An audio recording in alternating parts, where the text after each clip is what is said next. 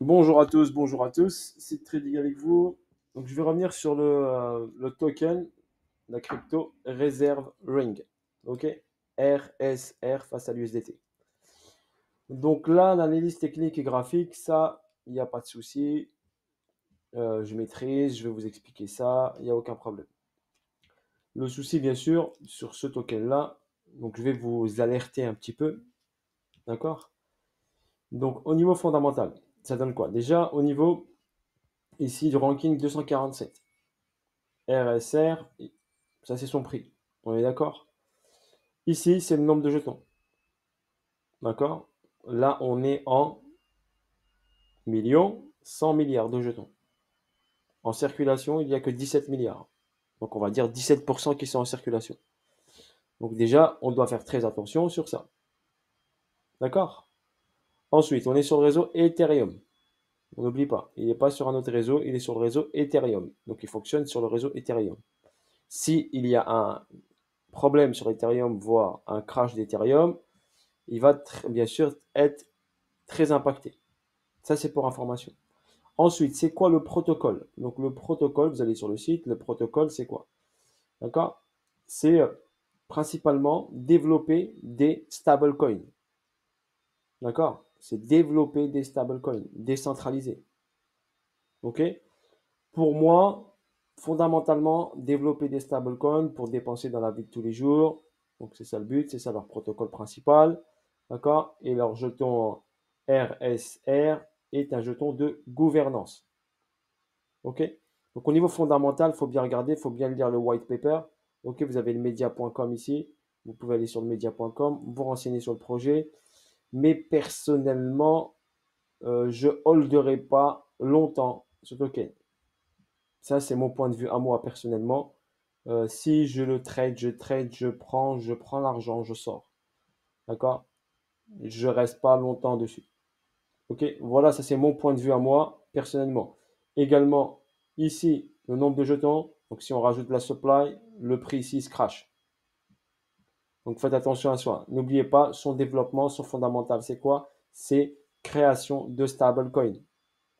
On crée plusieurs stablecoins décentralisés pour la vie réelle de tous les jours, pour dépenser et sortir du marché traditionnel et des monnaies fiduciaires, bien sûr.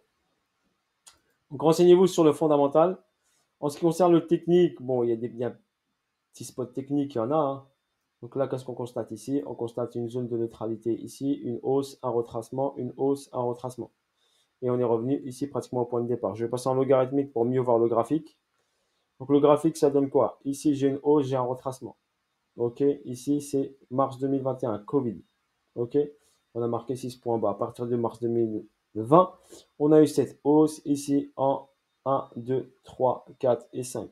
Donc, on a eu 5 vagues ici de hausse. Donc, forcément, on corrige en 3 temps. Donc, A, B et C. OK, le prix a fait quoi? Il a fait par exemple un BC, il a fait un UT. Si on se base sur une schématique Wyckoff, en regardant ici rapidement, un BC, un UT.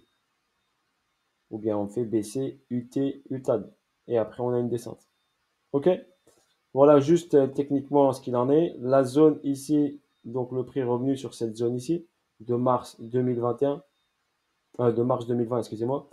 Voilà, on a eu une hausse très importante à partir de mars qui a été, faut pas se voiler la face, d'un pourcentage de 1554%, 1500, 1600%, on va dire grosso modo, un fois pratiquement fois 100. Ici, donc on avait une distribution qui s'est mise en place. Donc on distribue là ici. Si on regarde bien ici sur cette partie-là, cette dernière partie ici, ici donc on a un BCARST SO, d'accord? On a pris l'argent ici, bim, hop, UT, on est revenu ici, UTAN, et après on est plongé ici. Donc là on a ici une distribution qui se met en place. Si on regarde ici schématiquement sur un daily weekly, donc on a ici, on peut aller en weekly par exemple. Ok, donc sur un weekly ici, on a quoi? On a le BC, l'UT, l'UTAB. Ok, une descente, clac, et on est venu chercher ici la boîte. On peut avoir bien sûr juste l'UT, on n'a pas fait l'UTAD, c'est pour ça que je l'ai mis en attente ici. Car possibilité que son cycle aussi n'est pas terminé, bien sûr. D'accord? Tant qu'il ne casse pas ici le plus bas ici du mois de mars 2020 qui est à 0,0. 002012. Je crois que c'est ça, hein, si je ne me trompe pas, je vais le tracer ici pour comme ça vous l'aurez. Tac, le chiffre exact. Donc tant qu'on casse pas ce niveau-là, 0012, ouais, c'est bien ça. Donc on a potentiellement la possibilité, bien sûr, d'aller faire un UTAD. Donc si on fait un UTAD, si on vient ici sur la zone ici, par exemple, il est venu ici sur cette zone ici, là on aurait un 3400% à faire. Au niveau Fibonacci, bien sûr, on est sous les 88,6. Donc personnellement sur cet actif, je ne suis pas conseiller financier, mais je préfère vous prévenir. Le fondamental, regardez-le. Création de stablecoin, d'accord? On n'aime pas trop ça, vous savez ça. Au niveau des marchés traditionnels, on n'aime pas trop ça. Donc on peut bien sûr lui mettre les bâtons dans les roues. Ok? Et je ne vois pas 46 000 stablecoins sur le marché crypto.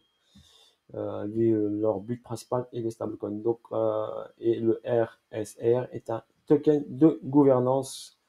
Ok, et leur protocole, leur roadmap, d'accord, leur roadmap n'est pas trop bien respecté parce qu'ils disent qu'ils ont des nouvelles idées et donc leur roadmap n'est pas bien respecté. Donc ils ont des nouvelles idées, donc ils sortent un peu de leur livret blanc, de leur white paper. Ok, donc voilà pour information. Peut-être que ça peut être un projet qui peut exploser. Après, mettez pas principalement all-in dessus. Voilà, moi, pour ma part, je vous dis, ne mettez pas all-in dessus. Donc ici, on a une baisse. Donc on est venu ici chercher la zone que je vous ai montré. On a une réaction haussière ici. Une belle ici réaction haussière. Donc tac, tac, tac. Il y a des gens qui m'ont envoyé sur mon Twitter. Voilà, on regarde bien ça, il a pumpé, pumpé. Oui, mais après, c'est juste une réaction technique. Il est venu sur zone intéressante. Il y a une réaction technique. Et si on regarde bien ici, on peut avoir ici une distribution qui se met en place. BC, ARST, SO, UT. On peut avoir une descente ici, UTAD, un autre sommet ici, et on descend. Après, il faudra voir qu'est-ce qui se passe. Mais en trading, il y a de quoi faire dessus. Mais pour un holder, le fondamental, moi, je ne le trouve pas super, super. Après, si vous avez d'autres informations sur le fondamental, bah, n'hésitez pas à le partager hein, dans les commentaires pour la communauté. D'accord? Peut-être moi, j'ai pas toutes les informations, hein, donc j'ai pas tout vu. Mais si vous avez quoi que ce soit en fondamental, n'hésitez pas à le partager en commentaire pour éclaircir un peu plus et avoir plus de données sur ce projet. Donc là, on avait une petite distrib ici, là ici, sur ce niveau, cette grande distrib. Donc on a ici un changement de tendance. Je vous ai dit, hop, s'il casse pas ça, potentiellement, on peut aller prendre l'argent de ces sommets-là. Déjà, première étape, prendre l'argent ici. Deuxième étape, pourquoi pas faire un UTAD. Donc faire un ATH. Il y a du potentiel. Il y a un potentiel. S'il ne casse pas ce niveau-là, il y a un potentiel ici. Après, il faut voir, bien sûr, les achats, la force acheteuse. Ici, si on regarde bien, on a une grosse force acheteuse. Il y a beaucoup de gens qui ont acheté ici. Donc, si on va en weekly, j'ai une bougie acheteuse qui est importante. Donc, vous le voyez bien ici. J'ai une bougie acheteuse qui est très importante. Donc, il y a des gens qui sont rentrés en achat fortement. Et ça a poussé, bien sûr, le prix vers le haut. Donc, en trading pur, oui, il y a de quoi faire dessus. Mais faites attention au niveau du fondamental. Ok, voilà. Après, n'hésitez pas en commentaire à laisser des indications sur le fondamental. Pour l'instant, techniquement, il a fait quoi? Il est venu prendre l'argent de ce niveau-là. D'accord? Il a pris l'argent. Donc, il a pris l'argent. Regardez, hop, il a réagi un peu. Donc, c'est le même principe ici. Regardez, il est venu prendre l'argent. Donc, il a pris l'argent. Réaction technique. Donc, maintenant, il faut attendre des confirmations.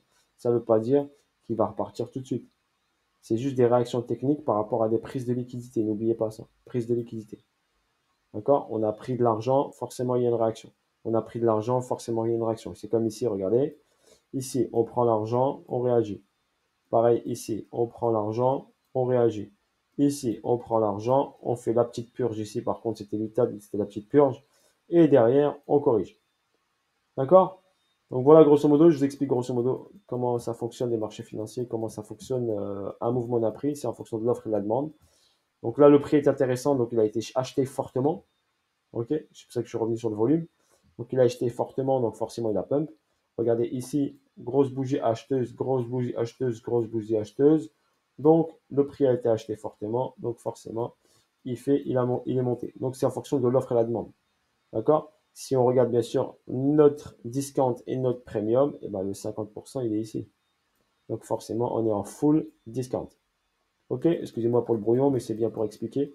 D'accord?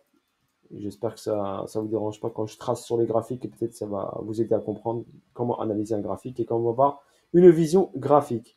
Comme on avait ici l'ancien ATH, ici on avait une prise de liquidité, d'accord, une confirmation de hausse. Là, on avait un beau signal, d'accord, un beau signal. On a eu un retracement derrière. On pouvait ici rentrer sur le retracement pour aller chercher, ok, la liquidité au-dessus. Si on fait juste ce trade-là, par exemple, si on rentre ici, par exemple, un exemple, d'accord, c'est juste un exemple pour vous montrer. Si on rentre ici, ben on a un pourcentage. Ici, on prend juste l'argent, on a un pourcentage de 311%. Des fois, il vaut mieux attendre, même si vous n'êtes pas rentré au plus bas. Mais il y a de quoi faire. Il vaut mieux attendre que le prix montre la direction et après rentrer. Par exemple, là, j'aurais pris juste cette liquidité de 300%. Je serais parti chercher plus haut, par exemple. Celle-ci ici, ça ferait 1 x 5. Ici, 1 x 7. Et je suis parti chercher la TH, 1 x 13. Donc, des fois, il ne faut pas avoir peur de laisser partir le prix. Ça ne veut pas dire que le train est parti. Moi, des fois, je préfère un actif, le laisser partir et rentrer en cours de route. D'accord? Par exemple, le laisser partir. Un exemple ici. Je le laisse partir comme ça. Il revient. J'attends une confirmation. Je peux rentrer soit là agressif, soit un peu au-dessus, soit un peu au-dessus. Et l'objectif est d'aller chercher au-dessus de ça. D'accord? Car j'ai ce mouvement-là. Donc après, c'est en fonction de ce qui se présente à moi. Ok? Voilà, sur ce, bis à tous. Bonne journée à vous tous. Et je vous dis à bientôt pour de nouvelles aventures et de nouvelles vidéos. Seed Trading était avec vous. Et voilà, je suis revenu sur le RSR Reserve Ring et renseignez-vous au niveau fondamental. Bis à tous, la famille. Ciao, ciao.